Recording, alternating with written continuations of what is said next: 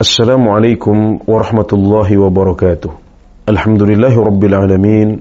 Wassalatu wassalamu ala ashrafil anbiya'i wal mursalin Sayyidina Muhammadin wa ala alihi wa ashabihi ajma'in, amma ba'd.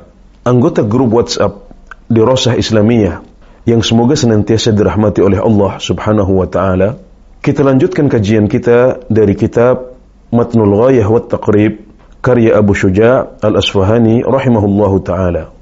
Abu Syuja' al-Asfahani rahimahullahu ta'ala mengatakan, wa yughsalul ina'u min wulughil kalbi wal khinziri sab'a marrat ihdahunna bit-turab. Dan bejana itu dicuci dari jilatan anjing dan babi sebanyak 7 kali. Salah satunya dengan dicampuri tanah. Jadi ketika kita mendapatkan bejana kita dijilat oleh anjing atau babi, dalam hal ini babi dikiaskan kepada anjing karena babi lebih berat najisnya. Babi itu lebih berat najisnya daripada anjing. Maka ketika jilatan anjing, ya, airnya harus kita tumpahkan, kemudian bekas jilatnya kita cuci sebanyak 7 kali, salah satunya dengan tanah. Demikian juga dengan jilatan babi menurut mazhab Syafi'i. Dalilnya apa? Dalilnya adalah hadis Rasulullah sallallahu alaihi wasallam yang diriwayatkan oleh Abu Hurairah radhiyallahu anhu bahwasanya Rasulullah sallallahu alaihi wasallam bersabda, "Idza walaghal kalbu fi ina'i ahadikum falyuriqhu thumma liyaghsilhu sab'a mirar." Kalau anjing menjilat bejana seorang di antara kalian, hendaklah dia menumpahkan isinya, hendaklah dibuang airnya menjadi najis.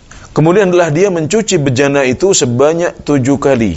Ini adalah najis yang mughallaz, najasah mughallazah, najis yang berat. Maka cara mensucikannya tidak sama dengan najis-najis yang lain. Di sini kita diperintahkan untuk mencuci najis ini sampai 7 kali, dan salah satunya harus dicampuri dengan tanah. Maka ini adalah perintah Rasulullah sallallahu alaihi wasallam yang diriwayatkan oleh Al-Bukhari dan Muslim. Hadisnya sahih, jelas sahih. Maka wajib bagi umat Islam untuk mengikuti sunnah Nabi Muhammad sallallahu alaihi wasallam ini dengan mencuci jilatan anjing sebanyak 7 kali, dan salah satunya dicampuri dengan tanah. Wa yughsalu min sa'irin najasati marratan ta'ti alaih wa thalathatu afdal. Adapun najis-najis yang lain, najis yang tidak mughallazah, najis yang biasa. Jadi kita di sini bisa membagi najis menjadi 3. Yang pertama adalah najis mukhaffafah, yaitu air kencing bayi laki-laki yang belum makan. Bagaimana cara mensucikannya? Dengan diperciki air. Tidak perlu sampai banyak airnya. Cukup air yang kita percikan ini mengenai bagian yang terkena najis. Kemudian yang kedua adalah najis yang mughallaz, najis yang berat, yaitu jilatan anjing dan babi menurut mazhab Syafi'i. Maka ini kita cuci sebanyak 7 kali, salah satunya dengan dicampuri tanah. Dan yang ketiga adalah najasah mutawassithah, najis yang sedang, yaitu najis-najis yang lain, najis yang biasa.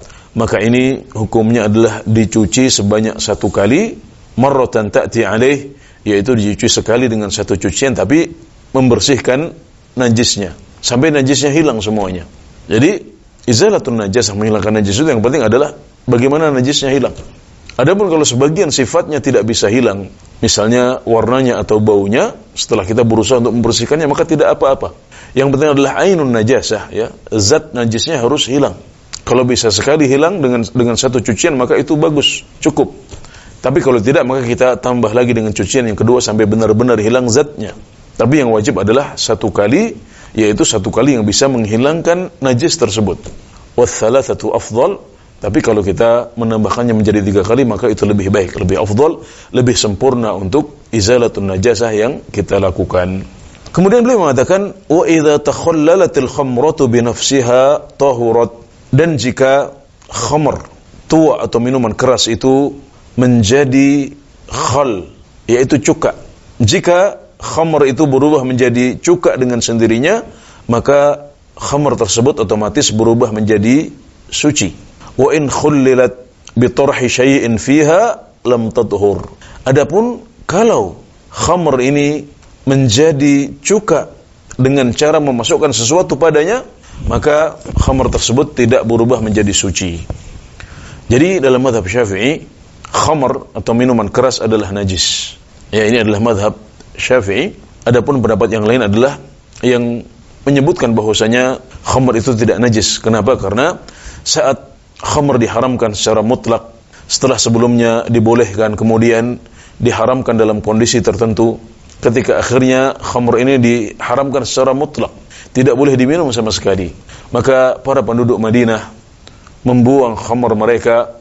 Dan disebutkan oleh Anas bin Malik radhiyallahu anhu bahwasanya kota Madinah hari itu banjir dengan khamr. Maka sebagian ulama mengatakan kalau seandainya khamr itu najis, maka niscaya para sahabat tidak akan membuang khamr mereka di jalan-jalan kota Madinah, karena itu enggak boleh. Tapi sebagian ulama seperti Imam Syafi'i berpendapat bahwasanya khamr itu najis. Maka pembahasan kita ini tentunya sesuai dengan pendapat mazhab Syafi'i. Beliau mengatakan kalau khamr berubah menjadi cuka dengan sendirinya, maka khamr ini berubah menjadi suci. Jadi khamr yang awalnya najis, ketika dia berubah menjadi cuka, hukumnya pun berubah menjadi suci. Kenapa? Karena alasan najisnya khamr adalah karena dia memabukkan.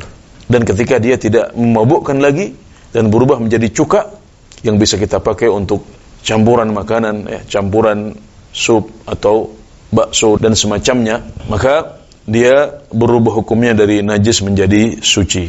Adapun kalau khamr ini berubah menjadi cuka dengan memasukkan sesuatu di dalamnya, maka dia tetap najis.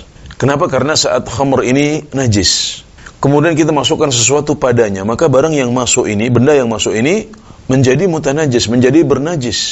Ya, ketika kita punya khamr di suatu wadah, kemudian kita masukkan suatu benda ke dalamnya, maka benda ini menjadi mutanajis, dia menjadi bernajis.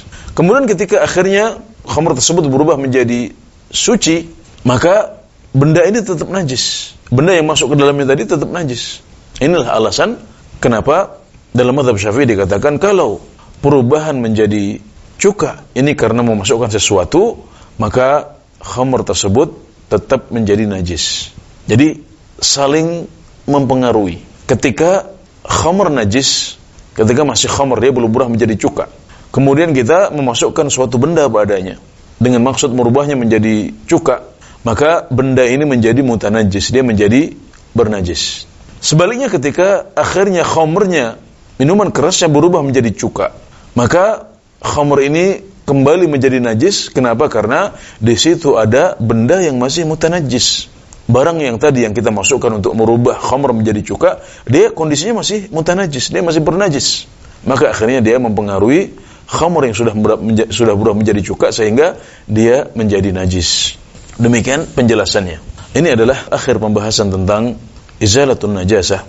Semoga bermanfaat. Wallahu taala a'lam. Wa sallallahu ala nabiyyina Muhammad wa ala alihi wa ashabihi ajma'in. Wa akhiru da'wana anil hamdulillahi rabbil alamin.